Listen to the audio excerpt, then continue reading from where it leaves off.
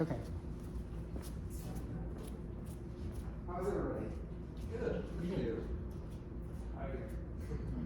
Me too. I actually took a little nap right out here, and then now I'm kind of groggy. I'm more physically tired Oh, really? because I had to be at work by 7 in the morning. Tomorrow morning? That too. Oh, and this morning you had to be there? Yeah. Oh. Okay, well, we're only going to be an hour today, so get done. People can do their Monday night things. So, and do you all know Mitch? This is Mitch? No, we just met. Mark? Yeah. Mark. Kyle. Oh, yes.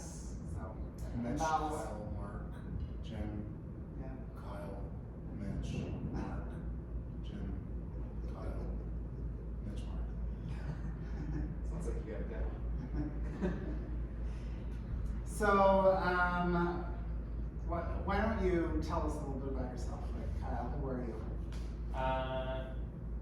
I'm a second semester acting major at Slick. I have a family history of acting. My grandparents met on stage. Oh, wow. So, it's a long line of actors in Northern. If it weren't for theater, you wouldn't have been born. Probably. Good chance. That's awesome. Okay. That's awesome. What show are they doing? They've done Oklahoma, a couple others. But when they met, what were they doing? Do you know? Oklahoma. Oh, okay. Very nice. Very cool. And you're working on your residency. It's like Yeah, I'm a prop master as well as stage crew. very cool. All right, Mitch, tell us a little bit about Yeah, yourself. so I'm Mitch. I graduated from UVU with my BA in theater arts and acting, and I've performed all over. Like, I've performed at the Parker Theater once. I've performed with Sugar Factory, which is the West Jordan theater company's playhouse name. I've done a couple shows with them this past summer. I've briefly worked with WTC with their New World Shakespeare division. A few years ago, I did As You Like It down in the box with Beth Bruner, and that's the show we were actually in the middle of right as COVID shut everything down. Oh yeah. Yeah, so I've done. That shouldn't have went up, right? No, we performed it online. Okay. We just kind of released it. I remember that. Watch, yeah. I think I watched it. Wasn't it? Didn't it have like a Star Wars theme or space? Yeah. Yes. I was so Yes. That was so good. That was Sylvius. So good. I was kind of an Ewok Yeah. character. that's what we did. I did Midsummer at the Parker Theater like 3 or 4 years ago, and we set it in the Louisiana Bayou, which was super fun. Very cool. Yeah, and I also, let's see, what's another show I did recently? I did Christmas Carol at Jacob Historic Theater. I played young Scrooge, Oh, very which cool. was super fun. I got to do a lot of singing and dancing. That's a nice That theater. show. Yeah.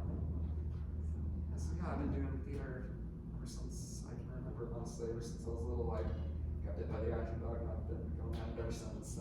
Here I am, ready to get into it some more. Very cool. Yeah. You're here. Thank you. Glad to be here. Well, my name is Mark, and I come from the womb. No, theater history, Mark. Okay, I've been doing theater since probably I was 3 years old, and there's video of me acting into a camera when I was like itty bitty, and like pretending like I was singing and dancing, and so I always had a thing for it. And when I was 9, there was an article that was released in the newspaper that I read that they were doing a search for Dennis the Menace, and I said, "Mom, I have blonde hair. I'm perfect for this. Please take me to Dallas so I can be a movie star." And she said, "No, son, if you want to act, you'll have to wait till you're 18 because they exploit children in Hollywood." And I was so angry with her, and now I'm like so thankful for her. But I still did theater school for youth and stuff when I was a teenager. When I was living with my dad, and then youth theater conservatory up there at the U. It's now called youth theater at the U, I think, under the direction of Dr. Sam Johnson. And then in high school, I just did a series of plays, and Beth Bruner saw me in my Shakespeare play, and she said, I would love it if you, I'm not sure if she quite said it that way, but she was like, would you like to come to theater with me this summer? I was like, yes! So I did my first show outside of high school was with Jim and Beth Bruner, and we did a Spoon River anthology, which I don't know if you're familiar with, but it's an absolutely beautiful piece of American theater, and it was one of my uncle's favorites too. He was a professional actor. But since that time, I've done every form of performance art media outside of ballet. I've done opera, I've done voiceover, I've done TV, I've done motion picture, I've done all kinds of acting stuff, and I've been very fortunate to be able to sometimes make a living at it, and I'm really glad to be working with Jen here on George's work, and to be involved with this production, and to be working with you fine people. Thank you. So thank you. Nice. Well, I'm Jim, and I started Wasatch Theater Company in 1997, so it's been 25 years ago, and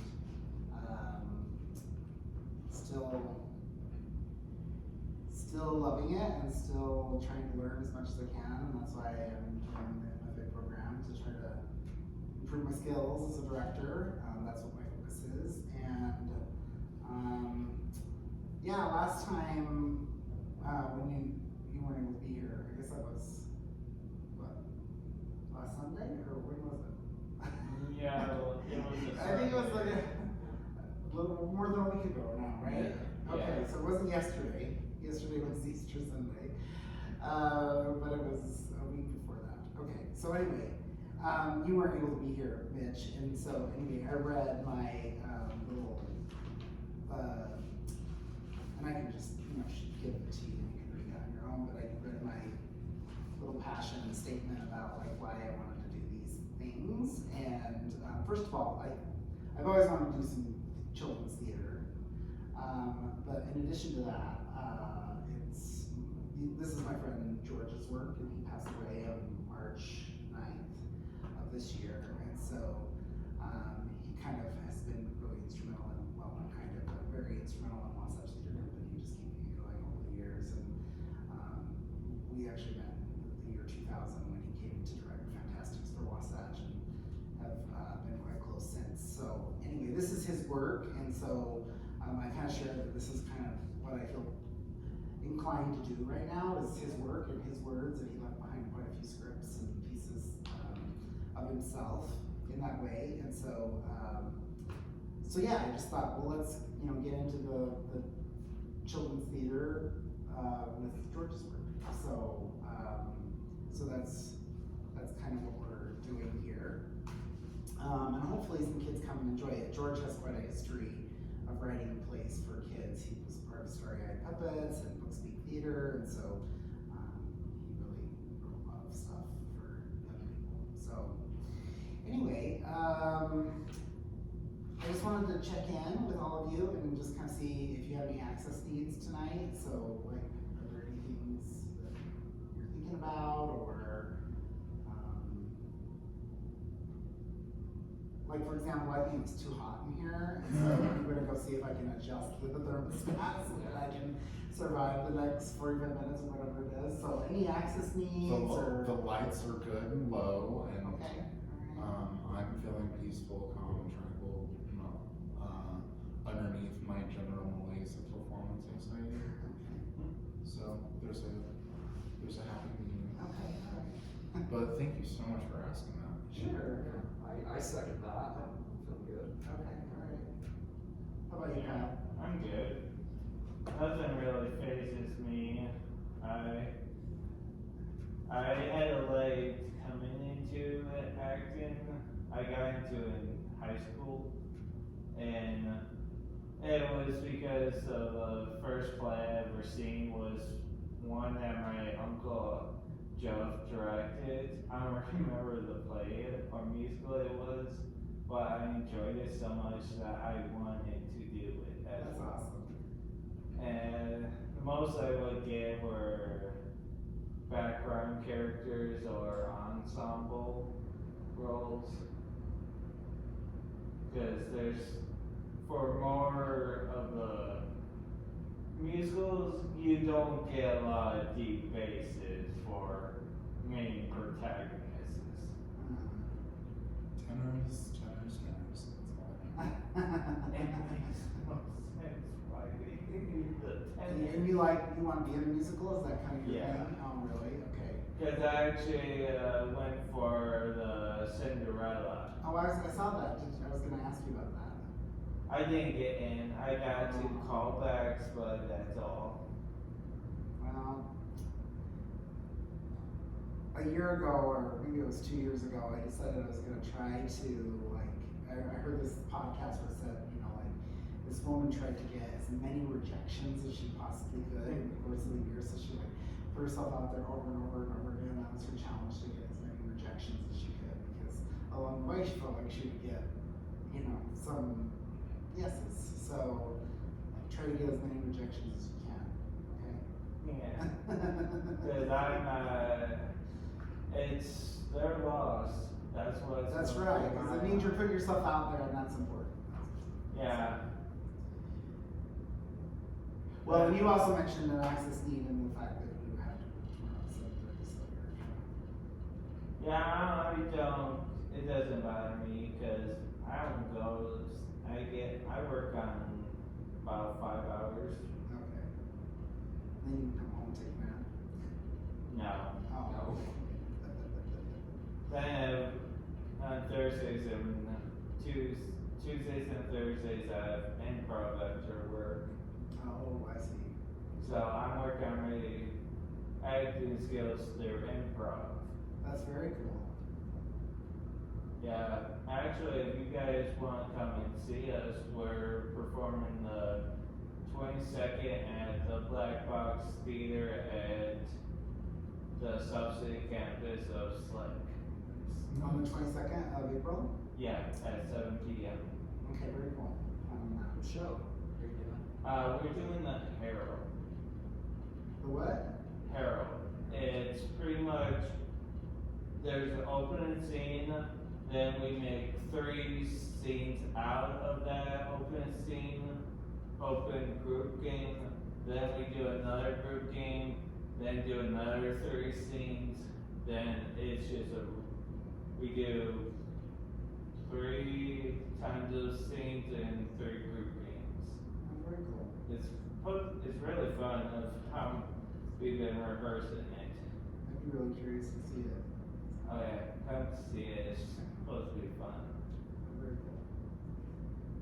All right. Well, I just wanted to let you know that we'll stand this up and just kind of run through one of the pieces, and then we'll move on to the next one. And that's kind of the plan for tonight. Just to make sure, just stand it up and start to work through it, and feel free to try lots of different things. You don't have to be committed to anything at this point. I'm probably not going to jump in and say, oh no, you're doing it wrong, or try this or whatever, until you have a chance to experiment and dabble a little bit in some different things. And I always treat every single, I'm called the director, I guess, but in the last project I did, which was George's play, the final act, I called myself the facilitator, which, some people kind of laughed at, but I really wanted to be more of a facilitator in the process, whereas I'm kind of, asking for your input, and I'm sort of, guiding the process, but I'm not directing you to do anything. Like, I'm not your boss, I'm not gonna,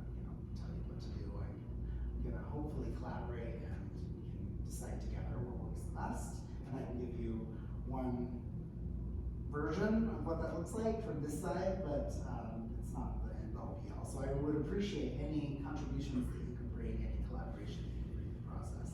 And also, you know, in theater recently, there's been quite an effort for more consent-based practice, and so I just always feel the need to say that at the beginning of rehearsal processes that, you know, it's really important for, this is kind of like a no-touch atmosphere unless we give our consent, and so we just kind of approach our scenes with that in mind, and then if there comes a need where we feel like we need to incorporate some, you know, interaction, physical interaction or whatever, then we can talk that through and we can figure that out. So if we can just be mindful about that, because, you know, just want to respect people's boundaries as far as, you know, this is what I'm comfortable with or not comfortable with, and I'm going to assume that, you know, no touch is where we're going to start, and then we can delve into, you know, if there needs to be something physical.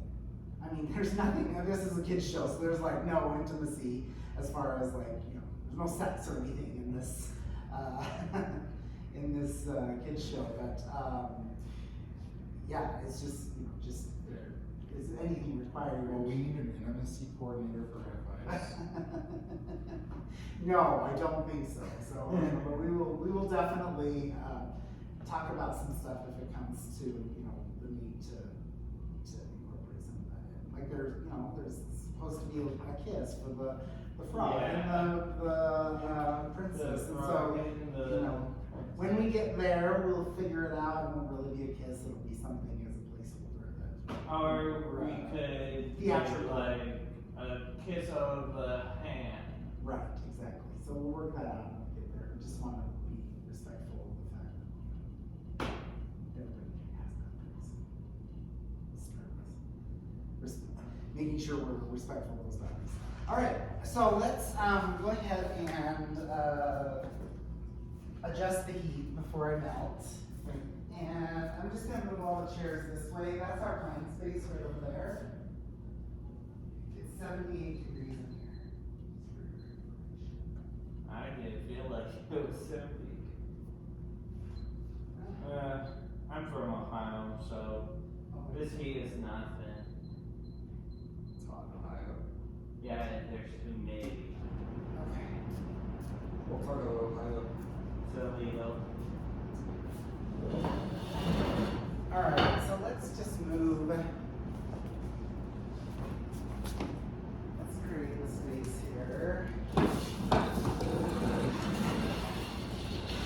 Do you have a preference as to which one we start with? I kind of want to try Hansel and Gretel. Okay, let's do that.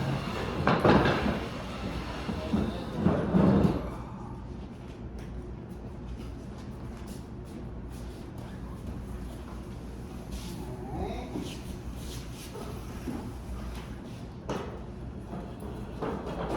We can move all these chairs out of the way unless we want them. See, but I don't know.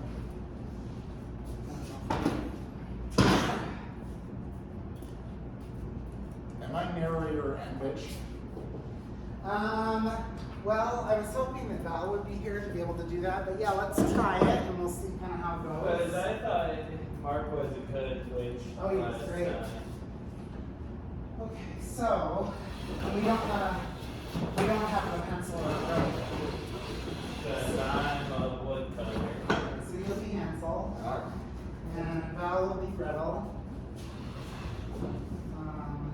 Is she So here? that's what I thought. Let's see if she texted me. Where's my phone? The phone's over there. Oh, it is? Okay. It's what you're recording on. Huh? Oh, yeah, that's right. That's what I'm recording. Okay, let's see. Let's see here.